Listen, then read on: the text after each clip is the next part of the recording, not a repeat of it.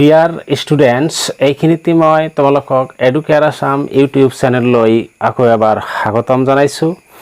মই আজিৰ এই ভিডিঅ'টোত আসাম জাতীয় বিদ্যালয়ৰ ক্লাছ 6ৰ ইংৰাজী কিতাপ আৱাৰ ইংলিছ এই কিতাপখনৰ second lesson little drops of water কবিতাটো অসমীয়াত আলোচনা কৰিম। লগতে এই ভিডিঅ'তেই কবিতাটোৰ কোৱেশ্চন আনসাৰসমূহ আলোচনা কৰিম।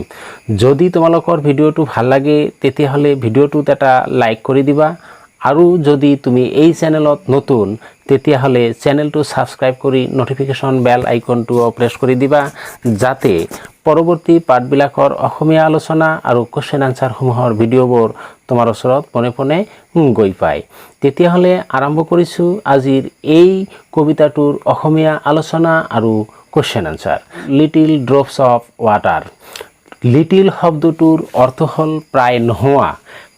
ড্ৰপছ মিন্স টোপাল, অফ ৱাটাৰ মিন্স পানীৰ, অৰ্থাৎ পানীৰ সামান্য টোপালবোৰ অথবা পানীৰ সৰু সৰু টোপালবোৰ।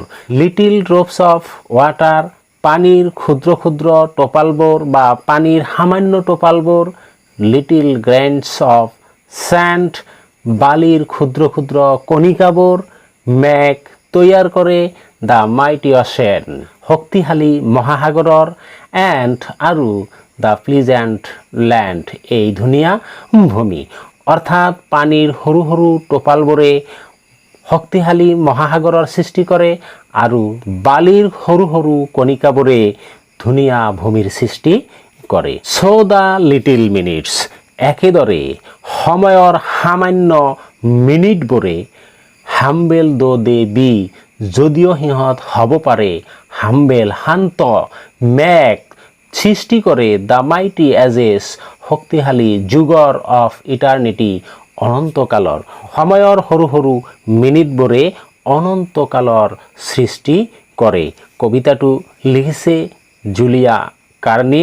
মৰমৰ ছাত্ৰ ছাত্ৰীসকল, কবিতাটোৰ অসমীয়া আলোচনা এইখিনিয়েই। লগতে মই কবিতাটোত দিয়া কোৱেশ্চন আৰু এনচাৰসমূহ এইখিনিতেই আলোচনা কৰিবলৈ লৈছোঁ। প্ৰথম 1 নম্বৰত দিয়া আছে এনচাৰ দ্য ফলোয়িং কুৱেশ্যনছ, তলত দিয়া প্ৰশ্নবোৰৰ উত্তৰ দিয়া ইনকমপ্লিট সেন্টেন্সেছ, পূৰ্ণ বাক্যত। Number 1, what do little drops of water make, পানীৰ সৰু সৰু টোপালবোৰে কিহৰ সৃষ্টি কৰে বা কি তৈয়াৰ কৰে। Answer, little drops of water make the mighty ocean, পানীৰ সৰু সৰু টোপালবোৰে শক্তিশালী মহাসাগৰৰ সৃষ্টি কৰে। Number 2, what make the pleasant land, এই সুন্দৰ ভূমি কিহে সৃষ্টি কৰে। Answer, little grains of sand, বালিৰ ক্ষুদ্ৰ ক্ষুদ্ৰ কণিকাবোৰে মেক দ্য প্লিজেণ্ট লেণ্ড, সুন্দৰ ভূমিৰ সৃষ্টি কৰে। Number 3 question, what are the mighty ages of eternity made of, অনন্তকালৰ শক্তিশালী যুগবোৰ কিহেৰে তৈয়াৰী। Answer, the mighty ages of eternity, অনন্তকালৰ যুগবোৰ আৰ মেড অফ তৈয়াৰী দ্য লিটিল মিনিটছ, মিনিটেদি অনন্তকালৰ যুগবোৰ তৈয়াৰী। Number 4th question, who writes the poem little drops of water, এই লিটিল ড্ৰপছ অফ ৱাটাৰ কবিতাটো কোনে লিখিছে। Julia Carney writes the poem little drops of water. মৰমৰ ছাত্ৰ ছাত্ৰীসকল, আজিৰ এই ভিডিঅ'ত লিটিল ড্ৰপছ অফ ৱাটাৰ কবিতাটোৰ অসমীয়া আলোচনা আৰু কোৱেশ্চন আনচাৰৰ বিষয়ে আলোচনা ইমানখিনিয়েই। যদি তোমালোকৰ ভিডিঅ'টো ভাল লাগিছে তেতিয়াহ'লে ভিডিঅ'টোত এটা লাইক কৰি দি বন্ধু বান্ধৱীলৈ শ্বেয়াৰ কৰিবা, লগতে চেনেলটো ছাবস্ক্ৰাইব কৰিবলৈ পাহৰি নাযাবা। ধন্যবাদ। জয় আই অসম।